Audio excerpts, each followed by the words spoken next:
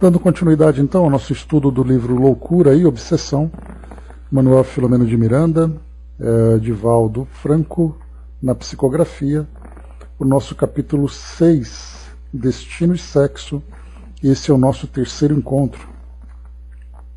Nós estamos acompanhando, a assistência que Lício tem recebido da diretora daquele centro, que através do médium Antenor vem trazendo para ele as instruções, na verdade, o acolhimento, e os esclarecimentos tão necessários para o reequilíbrio de Lício, que viveu no seu passado, o trauma de um abuso sexual. Hoje ele se vê como um espírito feminino preso a um corpo masculino e vivendo esses conflitos, entre a sua vida afetiva, a vida social, a sua vivência sexual também. Então tudo isso misturado e trazendo para ele tanto sofrimento. Nós vimos então aqui um pouco da história dele, que a orientadora trouxe, que pelo menos nas 3 últimas encarnações ele viveu experiências femininas, e utilizava corpos desse gênero. Na antepenúltima, ele acabou se enredando numa trama que a paixão insensata fez enlouquecer. Ele então era casado, era uma mulher casada, e acabou tendo uma relação extraconjugal. Dessa relação, ele acabou criando uma relação nociva com esse amante, e ao mesmo tempo, nesse período de erraticidade, aquele que era o esposo, o marido traído, se tornou um obsessor. E nessa nova reencarnação, aquele que era o amante, assim como o próprio Lívio, reencarnaram então na mesma família. E aí então viver essa relação em que o tio, então no passado, sendo o amante, voltou então trazendo essas mesmas tendências, esses mesmos desejos, fazendo então com que houvesse essa relação doentia entre eles, com abusos, com a vivência da sexualidade de uma forma desequilibrada, agravado pelo drama da consciência e pelo processo obsessivo. Então, todas essas revelações foram sendo trazidas por essa orientadora, que a partir dali então traria as orientações para que Lício, sempre troco, pudesse então iniciar esse processo terapêutico, de reconstrução de si mesmo. Foi realmente aqui algo bastante doloroso para ele. E aqui depois desse trecho, em que Lício se viu realmente bastante sensibilizado, teve também aqui um detalhe importante que foi revelado, que desde a sua infância, durante os períodos de desdobramento do espírito do corpo físico, no período de sono, o Lício ele era levado para determinados ambientes no plano espiritual, onde era instigado a vivência dessa sexualidade pervertida, em que ele era aliciado, abusado por espíritos também que o colocavam como centro desse abuso. Então, ele acordava assustado quando era criança, sofria por causa desses tipos de imagens que eram projetadas na sua mente, tudo isso como resultado daquilo que foi sendo vivenciado por ele nessas últimas existências e que agora se manifestava nessa encarnação atual. Foi colocado, por exemplo, aqui, via-se perseguido por seres hediondos e animalescos, ou em bacanais em que, elegido como hetera dominante, era exposto ao servilismo abjeto dos promíscuos e dissolutos convivas presentes. O horror dominava-o, ameaçando enlouquecê-lo, tal a continuidade do acontecimento. Então era um processo obsessivo intenso que ele sofria, dando continuidade exatamente ao desequilíbrio, à tendência que ele cultivou nas últimas existências. Então, traindo o marido, vivenciando esse prazer do sexo desequilibrado, aquele que era obsessor fazia exatamente com que ele sofresse por aquilo que ele fez sofrer. Então depois aqui, passando esse trecho que a gente foi vendo, explicando sobre a reencarnação, falando sobre a necessidade, né, de reequilíbrio, dos tratamentos necessários, aqui então o Filomeno então trouxe um detalhe, né, que agora entra no nosso estudo de hoje. Intrigava-me, no entanto, como fora possível penetrar com tal segurança nos meandros complexos daquela vida, elucidando com facilidade e clareza as causas geradoras da questão. Então, a impressão, né, que o que chamou a atenção de Filomeno foi exatamente perceber que essa orientadora tinha essa capacidade de ver com tanta profundidade essa alma sofrida, conhecer a sua história, conhecer ali aquilo que muitas vezes, né, ele mesmo escondia de si próprio, ele mesmo deixou encoberto pela culpa, pelo medo que ele trazia, e ela conseguiu então revelar. E aí então isso chamou a atenção, porque isso acontecia de uma forma instantânea. Conforme a conversa foi fluindo, as revelações foram surgindo. E aí então, entrando agora nessa parte mais técnica, mais filosófica, sobre as potencialidades do espírito e ao mesmo tempo os recursos terapêuticos de que ela se servia, Filomeno então, né, ficou bastante curioso nesse sentido. Dr. Bezerra, percebendo-me as interrogações discretas e silenciosas, acudiu-me com presteza e então traz aqui para nós a valiosa instrução. Cada espírito é um arquivo vivo de si mesmo. Todas as suas trajetórias, desde as mais recuadas, nele se encontram gravadas, podendo ser penetradas quando as circunstâncias o permitem e por quem esteja habilitado a fazê-lo. Aqui um ponto importante, esteja habilitado a fazê-lo. Aqui a gente vai lembrar que o espírito, tendo conhecimento, tem essa capacidade. Isso não é necessariamente, como outros tantos recursos, uma capacidade de um espírito elevado. Tanto é assim que nós vemos, no caso, por exemplo, de uma hipnose, que se torna instrumento de um processo obsessivo, acaba sendo utilizado por espíritos ainda presos, né, a essas impressões do mundo material, mas trazendo um conhecimento das técnicas, das práticas espirituais.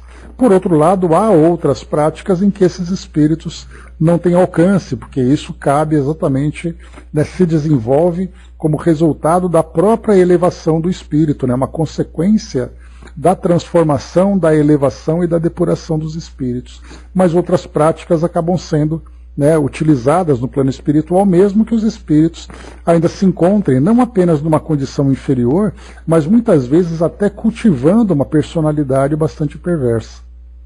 Então, nesse caso aqui de sondar, ler o pensamento, né, como a gente já viu no Livro dos Espíritos mesmo, né, que Kardec pergunta, né, trocando sobre as influências espirituais, falando sobre os pensamentos que nos são próprios, outros pensamentos que invadem e tudo mais, e aí então os espíritos revelam essa capacidade de penetrar nos nossos pensamentos. Né? Então aqui é exatamente esse tipo de prática. Então no caso dela, ela utiliza esse recurso para, de uma forma positiva, de uma forma que seja proveitosa para aquele trabalho que vem sendo desenvolvido. Mas não é necessariamente exclusivo de um espírito da envergadura, né, moral que ela traz agora. Embora, claro, a gente vai guardar as devidas proporções, que pode ser uma técnica que é limitada à condição do espírito, mas é uma técnica que ela se desenvolve pelo conhecimento. E ele segue: assim como existem centros de computação que reúnem em nossa zona de ação as informações sobre todos os departamentos especiais, em cada ser se encontram os registros das suas ações, do seu processo de evolução. A aparente dificuldade de lê-los é dependente dos recursos de penetração de quem se candidata à operação, mostrando exatamente isso, né? A limitação dos recursos, da capacidade mental que esse espírito tem. Tanto é assim que a gente já viu relatos aqui de Filomeno de Miranda, do próprio André Luiz, né, em que há processos obsessivos em que esses espíritos têm essa capacidade de sondar a alma daquele que vai ser o alvo da obsessão. E ali, conhecendo aquele indivíduo nessa profundidade, é capaz de elaborar uma estratégia para fazer com que ele seja, então, assediado e agredido por esse processo, né? Então, a aparente dificuldade de lê-los é dependente dos recursos de penetração de quem se candidata à operação. Nossa irmã, entretanto, habilitada pelos diversos anos de adestramento e em face das suas conquistas morais, dispõe de claridade e percepção psíquica para o mistério com relativa facilidade. Então aqui já mostra a habilidade dela como consequência não apenas do próprio aprendizado, do próprio desenvolvimento técnico que ela teve, mas também das conquistas morais, fazendo com que, como resultado dessa elevação, ela tenha ali, né, uma capacidade de sondar com mais facilidade, de ter ali até mesmo um merecimento, de ter esse recurso à disposição para esse trabalho que ela desenvolve.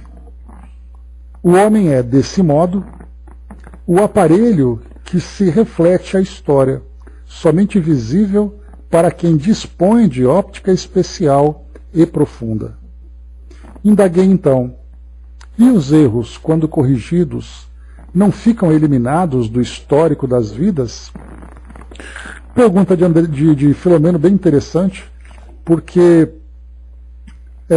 conforme o espírito então, porque aqui o Dr. Bezerra fala que a nossa história fica registrada na nossa consciência.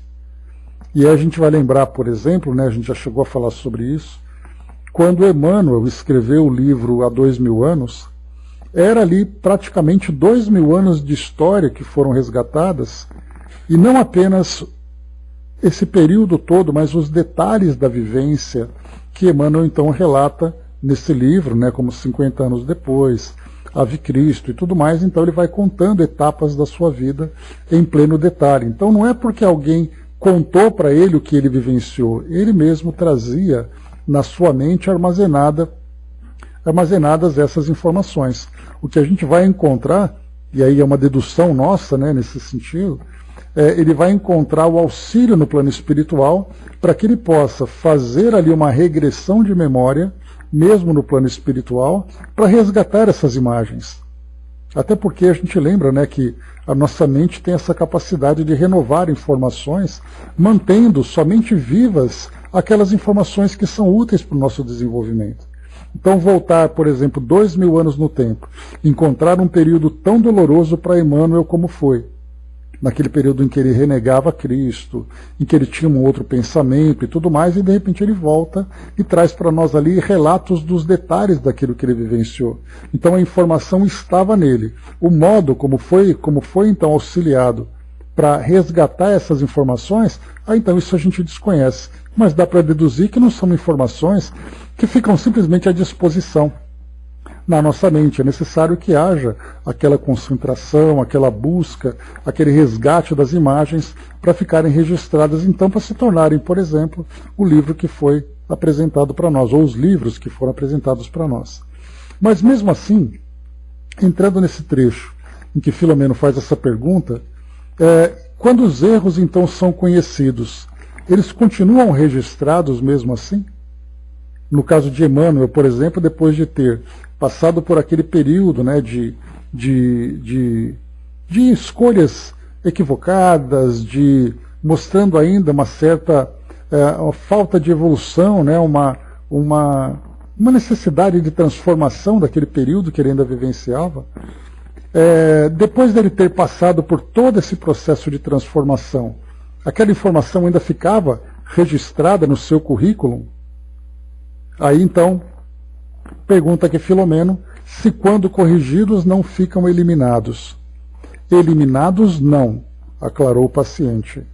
Corrigidos, pois que o erro pode ser considerado como uma ação de resultados perturbadores, e não um mal, conforme a deturpada visão teológica que lhe dá uma perenidade que sequer a punição eterna consegue eliminar. Então é a história do pecado, né? O pecado eterno. Então a gente lembra sempre que, para nós, nessa condição em que nós estamos ainda, a lembrança de erros do passado traz para nós dor, traz para nós a culpa, traz para nós o remorso, traz para nós o constrangimento. Para os espíritos e para nós mesmos, né, que voltando no passado nós encontramos determinadas cenas da nossa história.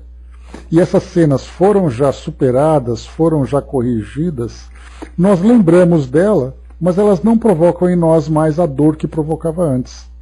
Então a gente lembra que essa foi uma experiência vivida durante um determinado momento da nossa história, que nós conseguimos crescer, conseguimos superar, conseguimos então conquistar ali o aprendizado que ela oferecia e seguimos em frente. Então a lembrança, embora traga para nós aquela dor, né, de termos infelizmente passado por isso, não traz para nós mais o constrangimento, porque nós já aprendemos a lição e já fizemos a devida correção. Então é exatamente isso que é colocado para nós aqui. A lembrança fica, mas o efeito dela já não traz para nós aquela dor. Agora, quando o espírito ainda traz a culpa, aquela semente da culpa, ela continua ainda florescendo e trazendo ali aqueles frutos amargos, né, dessa lembrança, daquilo que nós provocamos a nós mesmos e daquilo que provocamos também nos outros, né, de um modo geral. Bom dia, Crazy Guy. A Angelina colocou: lembro de tudo que aconteceu a partir dos meus 5 anos até hoje, né? Então a memória está viva, né? Agora imagina, né, Angelina, aqueles que lembram de várias e várias encarnações, dependendo das histórias, né, das imagens que são trazidas, que são resgatadas, dá para a gente imaginar como isso deve ser doloroso, né? Então vamos lá. Tomemos o exemplo do computador. Qualquer dado que seja enviado à memória, ali fica gravado, mesmo que outras informações adicionais sejam remetidas, anulando-lhe a validade. Corrige-se a anotação, sem que se elimine o dado inicial, que deve permanecer para futuros confrontos e aclaramentos que se façam necessários, né? Então a gente vai lembrar que quando há, por exemplo, a formatação, né, de um pendrive, a formatação de um disco rígido do computador, a gente dá aquela limpada para trazer novas informações, mas que na verdade as informações anteriores ficam ali registradas, só que agora, né, superadas, né, por uma nova camada de oportunidades de novos registros. Então é possível resgatar aquelas imagens anteriores, mesmo após uma formatação. Então, usando essa comparação aqui, né, dos componentes da computação, componentes da informática, a gente vai encontrar na nossa mente a mesma coisa. Então eu posso sobrescrever essas informações pelas experiências novas, pelas experiências atuais, né? Não nem nuvem, Dudu, porque a nuvem mantém clara a imagem ali presente, né? No caso do nosso disco rígido, quando você formata, você fala assim: bom, eu limpei totalmente aqui o meu periférico, o meu hardware, né? Só que na verdade você tem programas que conseguem buscar as informações que foram soterradas, digamos assim. Então você passa aquela máquina, aquele trator, para poder aplainar um terreno que vai construir, fazer ali uma nova construção. Mas na verdade todas as ruínas daquilo que você vivenciou está enterrado naquele plano. Se você começar a cavar de novo, você vai encontrar ali, né, fazendo uma escavação arqueológica, você vai encontrar tudo que estava ali que fez parte da sua própria história. Mesmo que você tenha ali passado, né, aquela máquina por cima, aparentemente apagando. Então, na verdade, o que acontece é que conforme a gente vai vivendo experiências mais atuais, é natural que essas lembranças atuais fiquem ali marcadas. Fiquem ali mais presentes, mais vivas na nossa memória. Só que o detalhe que a gente vai observar é o seguinte. Bom dia, Rafael, bom dia, Bela. O que a gente vai observar é o seguinte, que muitas vezes nós não temos a lembrança daquilo que nós vivenciamos no passado. E isso vai se refletir, inclusive, naquilo que nós vivemos até agora na nossa encarnação atual. Nós temos o esquecimento do passado como aquele mecanismo que nos permite recomeçar as experiências que vão ali nos ajudar no nosso crescimento e tudo mais. Então eu pergunto, você se lembra o que você vivenciou na encarnação anterior? A gente vai responder, não necessariamente, eu não lembro. Tive alguns flashes, mas eu não tenho certeza. Mas de modo geral eu não lembro. Só que, como a gente já conversou, as impressões daquilo que você viveu anteriormente continuam vivas. É daí que muitas vezes nós estamos numa encarnação vivendo culpa, vivendo medo, vivendo tendências, porque isso continua vivo. Então você não lembra dos fatos, mas você lembra da impressão. Você não sabe quando foi, como foi, aonde foi, com quem foi, mas a sensação daquilo que você vivenciou fica viva ainda. É daí então que hoje são utilizados recursos da psicologia para fazer com que o indivíduo tente reencontrar o seu equilíbrio. Então é a mesma coisa, nós sobrescrevemos a nossa história, registrando novos eventos das encarnações mais próximas que nós temos, mas aquelas do passado continuam ainda mantendo as suas impressões. Então o espírito não sabe por que ele vive aquela angústia, mas a angústia está presente. E aí então, quando ele passa por esse processo terapêutico de resgatar as suas lembranças, ele vai lembrar que aquela angústia foi provocada por um determinado fato que ele vivenciou. Então as informações vão se cobrindo, camada por camada, mas as camadas inferiores estão ali presentes. É isso que o Dr. Bezerra traz para nós aqui nessas orientações. E ele segue.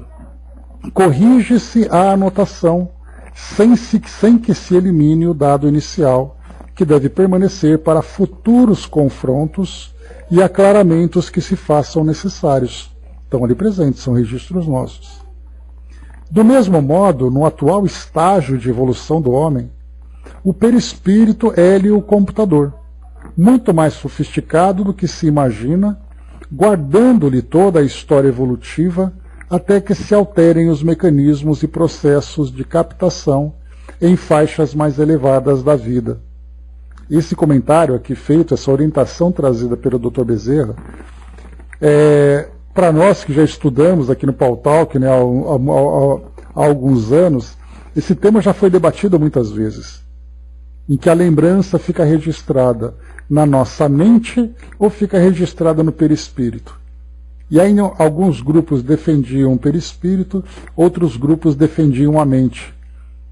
E aqui ele traz para nós que o perispírito, ele é então um registro, ele é um computador muito mais sofisticado do que nós imaginamos, porque para nós o perispírito não passa de um corpo fluídico que tem a sua plasticidade, que tem ali, que é moldado de acordo com a qualidade e intensidade do pensamento do espírito que o gera, mas outras capacidades e potencialidades são esquecidas, são desconhecidas. Então eu, particularmente, defendo que esses registros ficam na memória do espírito. Só que não dá para a gente fazer simplesmente uma dicotomia, separando que mente é mente, perispírito é perispírito, sendo que o próprio perispírito é gerado por essa força mental. Então há, na verdade, uma mistura, há ali uma ligação, uma conexão que nós conhecemos muito pouco. Mas, de qualquer forma, o perispírito, independente de guardar uma informação ou guardar uma impressão, nós podemos dizer, entre aspas, que o perispírito guarda as cicatrizes da história do passado. Aquilo que nós vivenciamos, essas marcas, ficam ali guardadas e são lidas, entre aspas, com facilidade por aqueles espíritos que conseguem sondar esses registros. Então, mente e perispírito muitas vezes se confundem, mas o que vale é que as informações que cada um de nós vivenciou fica registrado ali no nosso prontuário, entre aspas. E esse prontuário, então, ele acaba sendo lido quando necessário, que foi o caso do Lício, que nós vimos aqui pela orientadora espiritual. E ele continua, aqui continua Filomeno. Anuí de boa mente, quer dizer, compreendi de boa mente com elucidação, perfeitamente lógica. Lício sentia-se um pouco reconfortado, como se vislumbrasse débil claridade à distância, apontando-lhe a saída do abismo. Ignorando, todavia, os procedimentos a que se devia submeter, indagou: que trabalho me será feito, a fim de que me reajuste e me liberte dessa situação constrangedora? É uma pergunta bem típica nossa, né? O que vocês vão fazer para resolver o meu problema? E aí, então, como, né, o que é natural, a entidade sorriu, embora com muito carinho, ante a indagação ingênua, e respondeu. Então aqui a gente vai encontrar uma pergunta clássica que acontece em qualquer instituição, seja ela de que qual linha filosófica for, seja espírita, seja umbandista, seja de outras religiões, em que nós então atribuímos e muitas vezes até pagamos e exigimos que os outros façam alguma coisa para resolver aquilo que nos cabe. E aí então a resposta, né? A entidade sorriu, embora com muito carinho, ante a indagação ingênua, e respondeu: será um imenso e demorado trabalho, meu filho, a que ambos nos submeteremos. Não esqueça que a solução de um problema exige sempre o tempo que a sua gravidade nos impõe. Então, já trazendo dois pontos de vista. Primeiro, ele será auxiliado, sem dúvida nenhuma, mas também terá responsabilidade nesse trabalho de transformação. E mais do que isso, a complexidade de um problema vai exigir o tempo necessário para que ele seja resolvido, e não simplesmente num passe de mágica, como nós já vimos. Nós lembramos aqui do caso inicial, né, no primeiro ou no segundo capítulo que nós estudamos aqui, em que uma mulher chegou e falou: olha, eu quero que vocês façam isso, eu sei que vocês precisam de dinheiro e eu estou aqui pagando para vocês fazerem. E até que ela foi esclarecida por essa mesma entidade, mostrando que as coisas não funcionam dessa forma.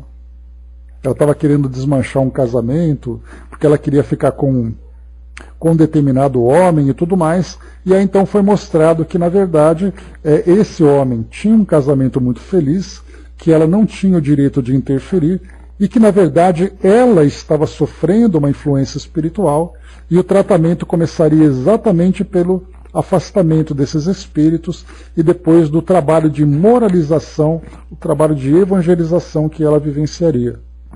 Então, atribuir aos outros a responsabilidade que nos cabe é exatamente isso. Que trabalho vai ser feito? Foi a pergunta que ele fez. Como assim, que trabalho vai ser feito? Que tipo de prática ritualística nós acreditamos que será feita para poder resolver algo que diz respeito ao mundo íntimo de cada um? Então foi colocado para nós aqui um trabalho demorado de responsabilidade daqueles que vão auxiliar, mas principalmente daquele que precisa se reconstruir.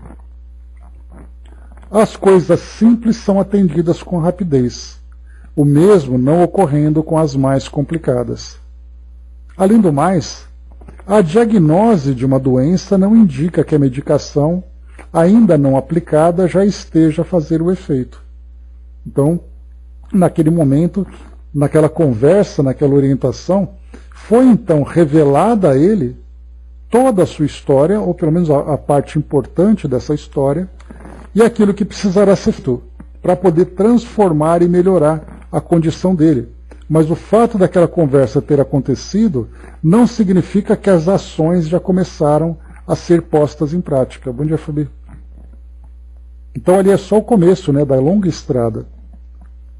E mesmo, segue aqui então a orientadora, e mesmo quando o processo enfermiço se faz debelado, a convalescença do paciente propõe o tempo necessário à restauração da saúde. Destarte, preparemo-nos para uma ação contínua e demorada. Como é certo que identificar o inimigo e o lugar onde ele se encontra é de grande auxílio para a vitória do combate, somente a boa luta, perseverante e sem trégua, é que leva ao êxito. Tudo, ou melhor dizendo, a parte mais grave dessa refrega vai depender de você. Prometemos auxiliá-lo, sem tomar-lhe o fardo que você próprio arruinou ao largo do tempo e que deverá desfazer com amor e alegria. Haverá momentos muito difíceis, que você ultrapassará, caso persevere nas indicações que lhe daremos. Nunca, porém, se sentirá ao desamparo. Então aqui orientações também de grande significado, trazendo para ele aqui, por exemplo, né, que para poder resolver um problema é importante encará-lo, é importante envolver-se e trabalhar para poder mudar a sua causa, mudar também o seu efeito e principalmente mudar-se diante do problema, diante da experiência negativa que foi vivenciada. A promessa de auxílio foi feita, mas caberia a ele a parte mais difícil, que poderia exigir dele muitas vezes lágrimas, né? Lágrimas, suor e ranger de dentes, né? Como passagens do Evangelho, mas que ele nunca se sentirá em desamparo. E por onde começar? Indagou honestamente interessado. Pela reeducação mental, corrigindo o conceito de prazer e felicidade, e essa ideação regularizará os hábitos viciosos e avançará sob disciplina severa, exercitando a abstinência.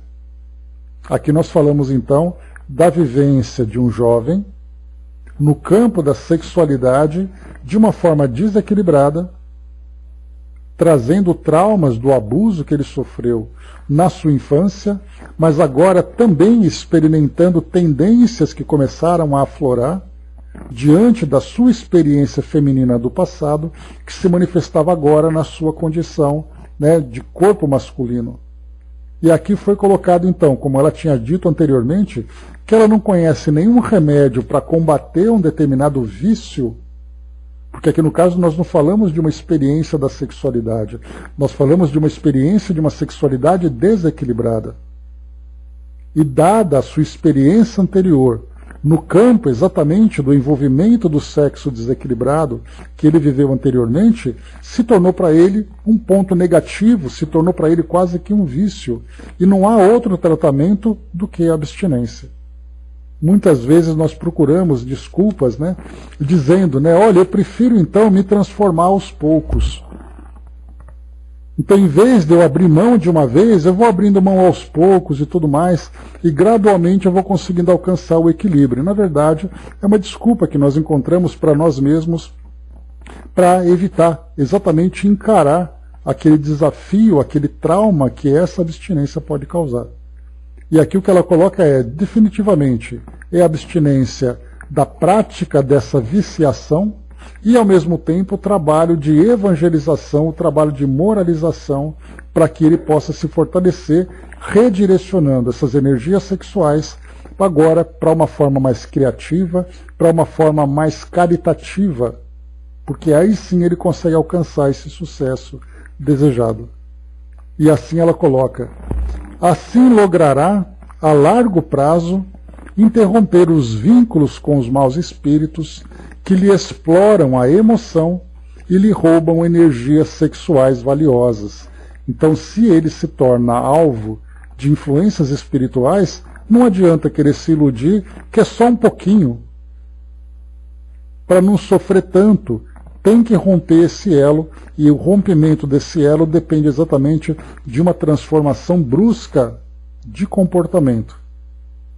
E aqui nós vamos encontrar que ainda vemos, né, na própria psicologia atual, práticas ou indicações de tratamento em que o indivíduo vai gradualmente se transformando.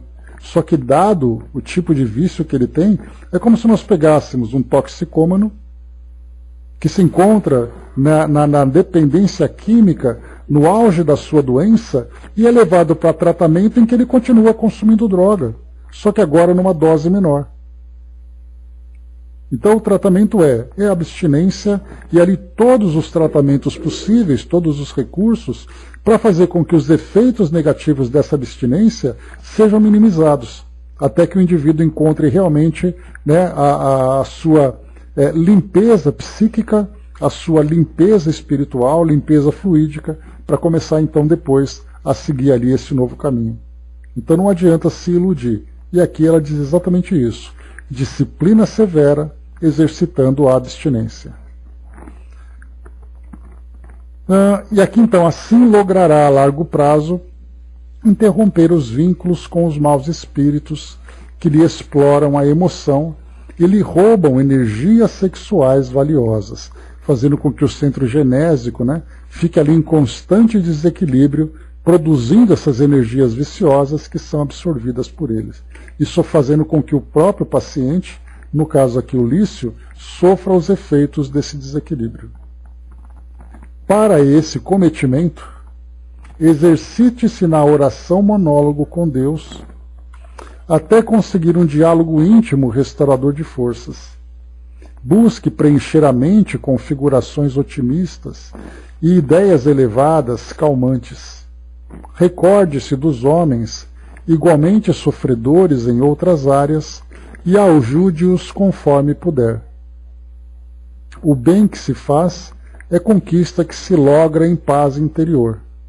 Então aqui ela sugestiona para ele, primeiro, a laborterapia, o trabalho terapêutico, e depois o trabalho terapêutico direcionado para o cultivo desses nobres valores, que é o caso, por exemplo, da caridade, da fraternidade. Então é direcionar aquelas energias. Fabi colocou interessante a parte que fala da prece. Exercite até conseguir um diálogo restaurativo com Deus, né? Então começa aqui, primeiro o monólogo, depois o diálogo íntimo restaurador de forças. Interessante, né?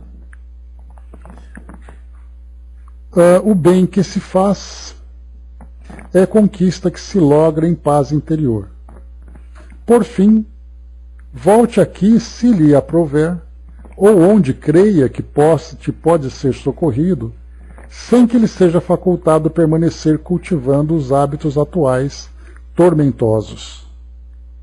Então a orientação é, você pode voltar aqui para a gente continuar o tratamento, ou você pode buscar um outro lugar que te faça bem, que faça com que você se sinta bem, sem que dê vazão a essas fraquezas inferiores que você ainda mostra, a essas fraquezas que você ainda mostra. Quando se atrasam as medidas profiláticas, mais se espalham e agravam as doenças. A ação positiva, retardada, é tempo perdido para a recuperação. Agora medite, passe a outra sala, de modo a participar do encerramento dos nossos trabalhos dentro em pouco. E, se achar conveniente, prossigamos com seu tratamento, ora já iniciado. Lício identificou-se amado pelo nobre espírito. Estranhos sentimentos de amor, a que não estava acostumado, dominaram-no, e tocado pela irradiação de carinho que vinha da benfeitora, gaguejou embaraçado e arrematou. Desculpe minha ignorância. Muito obrigado. Deus o abençoe, meu filho. O jovem saiu envolto num halo de suave luminosidade que a simpatia de todos nós lhe endereçávamos, e as consultas foram encerradas. Então, antes da gente seguir aqui, algo aqui que é interessante, né? Porque ele foi convidado a voltar a essa instituição e, consequentemente, a se submeter aos tratamentos que foram propostos, além do próprio tratamento moral, que dependia efetivamente, essencialmente dele. Porque somente ele seria capaz de superar as próprias fraquezas. Mas o centro ofereceria, então, algum auxílio. E esse auxílio, então, como nós conhecemos, em vários tipos de instituições, nós temos ali uma prática ritualística muito significativa. Então, são ali envolvimentos com atividades, são práticas, são rituais, são medicamentos que são ali indicados, né, no caso, fitoterápicos e tudo mais, né? E ali a gente vai lembrar que os espíritos utilizam esses recursos de acordo com as crenças dos pacientes. Muitas delas têm sim efeitos terapêuticos realmente efetivos, e outras vezes é muito mais um estímulo, um incentivo para que o indivíduo se fortaleça naquele caminho que ele escolheu. É aquilo que nós já chamamos outras vezes de você materializar a sua fé. E a materialização significa, através de recursos exteriores, você fortalecer aquilo que você traz interiormente. É o caso, por exemplo, que a gente já viu, né, dentro, por exemplo, do universo católico, você utilizar uma vela, quando você faz a sua oração, você utilizar um crucifixo, você estar de joelhos diante do altar. Então são esses tipos de incentivos, de estímulos exteriores, que vão fazendo com que nós nos fortaleçamos interiormente, enquanto não somos capazes de utilizar essa força interior de que todos somos dotados. Nesse caso aqui, então, nós veremos rituais, nós veremos até mesmo no centro espírita, o fato de um indivíduo participar, por exemplo, de uma palestra, participar de um estudo, o que vale muito mais para ele ali é a presença no centro espírita, para que aquele ambiente, os fluidos que o impregnam, façam com que ele se sinta fortalecido. Porque ele pode não entender nada do que está acontecendo no estudo, mas a presença dele e o exercício das atividades será o início para que ele possa ter esse despertamento. Então aqui cada instituição vai ter a sua prática, cada linha filosófica vai ter a sua forma de trabalhar, mas o que vale é o efeito que esse trabalho proposto provoca sobre o paciente. Então o jovem saiu envolto num halo de suave luminosidade que a simpatia de todos nós lhe endereçávamos, e as consultas foram encerradas. Por aquele recinto modesto passaram quase 50 pessoas portadoras das ulcerações da alma, que receberam diretriz e conforto, tratamento e amor, sem jactância nem exigência alguma, em viva comprovação do ensino evangélico: pedi e dar-se-vos-á, buscai e achareis, batei e abrir-se-vos-á. O médio levantou-se sob a ação da diretora espiritual e rumou à sala maior, por nós outros acompanhado.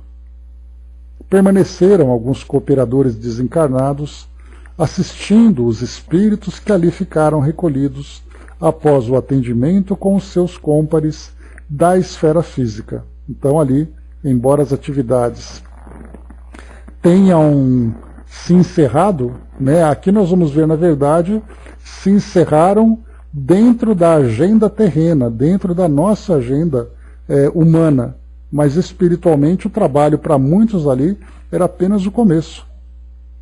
Porque no momento em que um paciente se submete ali à orientação, bom dia, embaixador, se submete à orientação, recebe as instruções, espiritualmente o trabalho começa ali naquele momento.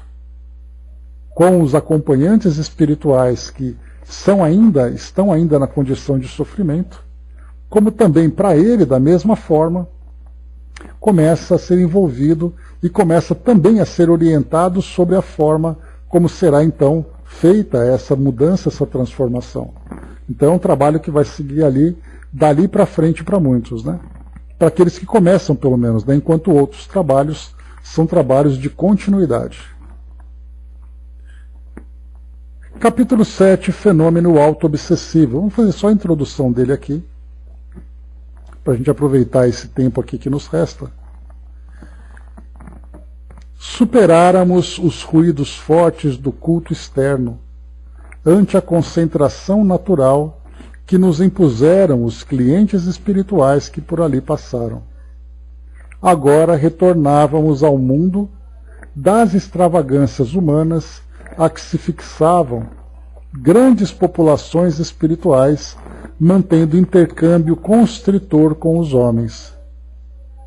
O odor das velas e os defumadores misturava-se ao dos corpos em contorções na sala abafada.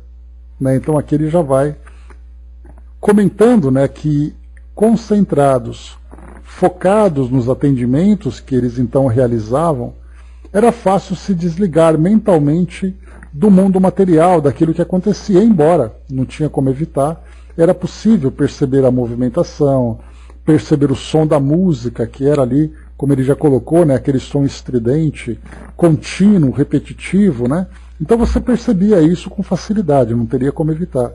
Mas o foco agora era outro. Enquanto que inicialmente ele começava a observar o ambiente, a estrutura, o comportamento das pessoas, os rituais que eram praticados e tudo mais. No momento em que o trabalho acontece, ele então direciona a sua visão para a realidade espiritual dos atendimentos que vão sendo feitos. Acabaram os atendimentos, voltamos então para a nossa programação normal. E aí então ele olha, né? O odor das velas e dos defumadores misturava-se ao dos corpos com contorções na sala abafada. E aqui a gente vai ver esses corpos em contorções, exatamente das manifestações mediúnicas que aconteciam, seja de trabalhadores, seja de clientes, pacientes que estavam ali, né, vivendo essa experiência do mediunismo, como lembra Emmanuel, né, que é essa mediunidade instintiva, não educada, não adestrada, fazendo com que o espírito, então, o médium, no caso, tivesse controle sobre si mesmo. Mas nesse caso ele então era envolvido, ele permitia que o espírito, então, ele se colocava à disposição muitas vezes para que os espíritos se manifestassem, fazendo ali, né, trazendo ali todos as tendências e comportamentos naturais desse grupo espiritual. Os transes variados prosseguiam, enquanto espíritos diligentes buscavam auxiliar os enfermos de ambos os planos da vida, conscientes do que faziam e animados por propósitos elevados. Então o trabalho espiritual acontecia enquanto todos esses rituais também ali, né, todas essas práticas eram ali então vivenciadas. Vimos mães desencarnadas que traziam filhos domiciliados no corpo e que o sono libertava parcialmente, a fim de receberem ajuda. Eram vítimas do alcoolismo, da dependência de drogas, de obsessões pungentes. Afadigavam-se esses anjos tutelares em buscar ajuda para os seus afetos, intercedendo em seu favor e oferecendo-se para tarefas sacrificiais, caso lograssem qualquer socorro para aqueles seres alanceados pelo sofrimento, de que sequer muitos deles se davam conta conscientemente. Então aqui, curioso observar que essas mães, então, né, que vinham na condição de anjos tutelares e espíritos amigos de um modo geral, né, então, além de mães, outros espíritos que de alguma forma tiveram algum vínculo com esses encarnados ou mesmo desencarnados, estavam ali. E o interessante é, né, que elas intercediam em favor e ofereciam-se para tarefas sacrificiais caso lograssem qualquer socorro. Então, era meio assim, olha, se vocês ajudarem, eu prometo, né, e fazia então aquela pequena barganha, né, que é natural, né, coisa característica nossa, né, de querer agradecer e querer retribuir pelo esforço, pelo favor que foi prestado. E aí então elas eram capazes de fazer qualquer coisa, literalmente, como elas diziam, né, eu faço qualquer coisa por esse meu filho, para ele ser ajudado. E eram sofrimentos aqui atrozes, né? Notando-me o interesse por aquela intermediação, que me era bem conhecida em outras instituições e esferas espirituais, o Dr. Bezerra, com toda a solicitude de mestre e pai, expôs-me. Aqui, como em outras casas congêneres, encontramos exemplos de abnegação, sacrifício e renúncia, que não são comuns em diferentes áreas do espiritualismo. Nobres entidades que podiam fruir de paz e operar em regiões felizes, optam por demorar-se nesses lugares com objetivos bem definidos, servir a todos até alcançar os afetos que enlouqueceram e se demoram em redutos de crua perversidade ou sofrimento sem consolo.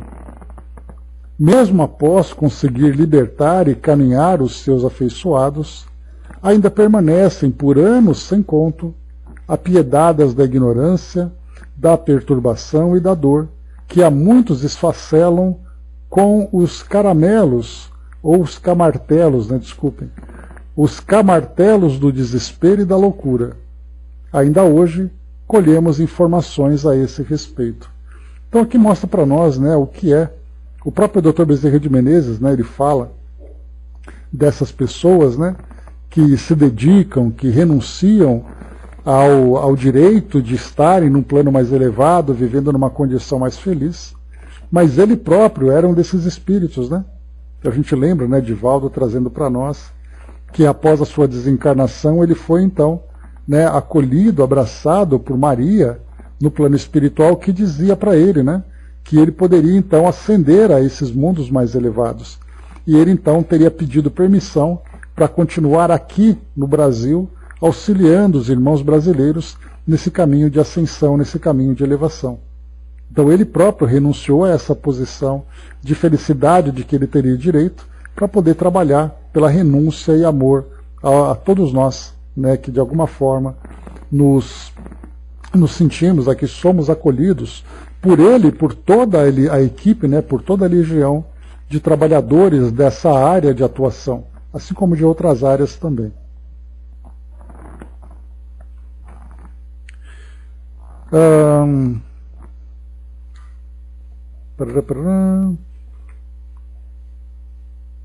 Ainda hoje colheremos informações a esse respeito. Silenciando o amigo, tive a atenção focalizada em um paciente, que se deixava conduzir para o meio do círculo pela mentora ainda incorporada. O olhar parado, denotando a demência adiantada, os músculos em rigidez, a face pálida e descarnada, a absoluta ausência do lugar em que se encontrava, demonstravam que o enfermo padecia de autismo já avançado. Não relutava, apesar da dificuldade de locomoção, quase arrastado para o centro da agitação. Ali posto, foram entoados pontos diferentes que se lhe aplicaram passes, do meu ponto de vista, desordenadamente, que ele parecia pouco assimilar, permanecendo na mesma invariável postura de semi-morto, em situação apenas vegetativa. Então aqui, a gente vai ver também aqui, né, o relato de Filomeno de Miranda, observando o ambiente em si, das práticas que ali aconteciam, assim como também das pessoas que estavam sendo atendidas. Chamou então a atenção essa pessoa, esse paciente, esse jovem, que apresentava então esse autismo nesse estágio avançado, e da mesma forma também toda a forma como o trabalho se desenvolvia. Nesse caso nós vamos encontrar aquela roda, aquelas músicas, a pessoa sendo colocada no centro, os sons ali que eram entoados, os passes que ele observava, né, porque a gente lembra que quando nós aplicamos o passe, nós temos ali uma técnica que ela tem um sentido prático, porque mostra para nós ali a forma como os passes são aplicados, a forma como as energias são dispersas. E aqui o que ele observava eram passes que eram dados, sim, com a intenção de trazer o efeito. Porém, como eles eram feitos de uma forma quase que instintiva, em que cada um fazia mais ou menos aquilo que achava que era certo, ele via aqui uma certa desordem. Então é apenas uma observação dele, né? Porque até mesmo nós, né, se você vai a um centro espírita e você vê o trabalho de passe sendo realizado, o que os espíritos podem observar, por exemplo? Eles vão observar se a técnica em si, a aplicação daqueles fluidos, estão realizando o efeito que se espera, se estão sendo absorvidos por parte do paciente, se o médium está apresentando condições psíquicas e fluídicas para fazer uma doação daquele fluido. Para nós parece que está tudo normal. A minha cabeça está no mundo da lua, eu estou fazendo ali a imposição de mãos, acreditando que eu estou doando energia àquela pessoa que também muitas vezes se encontra ausente mentalmente do local, esperando que aqueles fluidos sejam absorvidos e no fim das contas não passa ali de uma encenação, embora verídica, embora crível, né, acreditavam realmente que aquilo estava provocando o seu efeito, mas que tecnicamente não tinha efeito nenhum.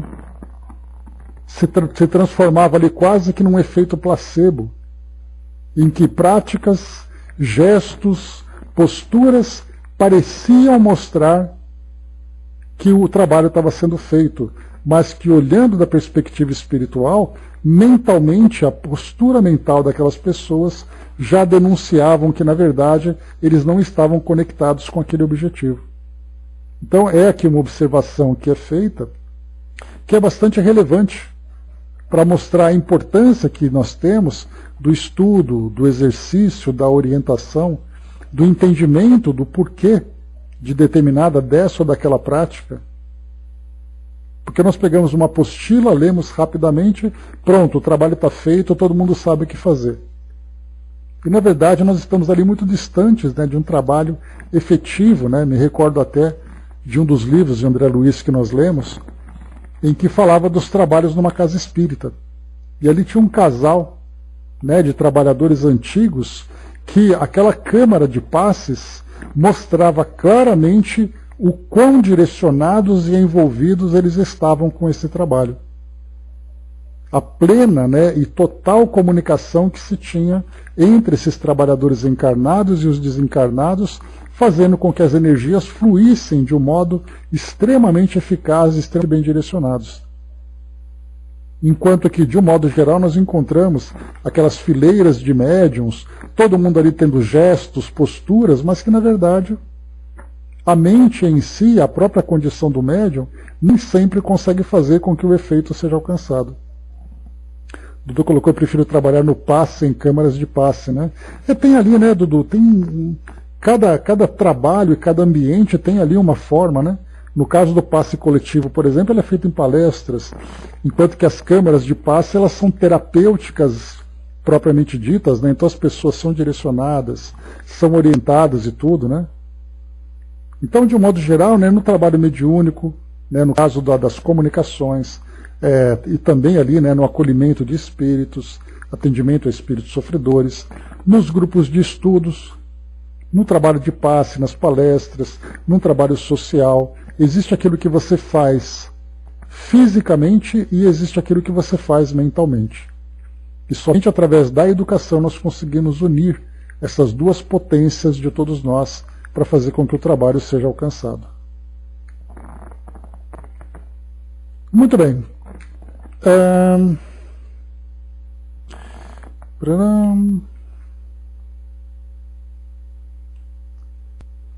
Tá. Os ritmos, para a gente finalizar então.